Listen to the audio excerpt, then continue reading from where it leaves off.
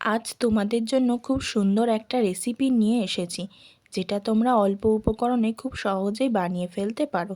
এটাকে তোমরা ভোলা মাছের ঝালও বলতে পারো বা ঝোলও বলতে পারো, যেটা তোমাদের ইচ্ছে।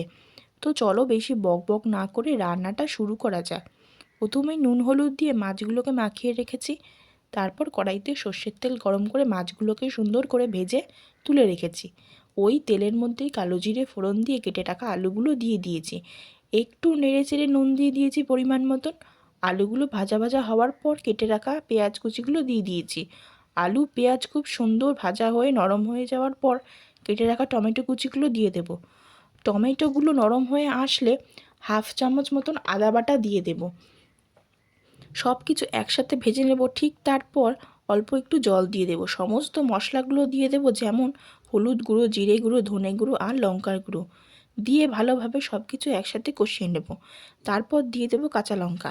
ভালোভাবে সব কিছু মিশিয়ে নেওয়ার পর পরিমাণ মতন জল দিয়ে দেব আর দেব ধনেপাতা কুচি।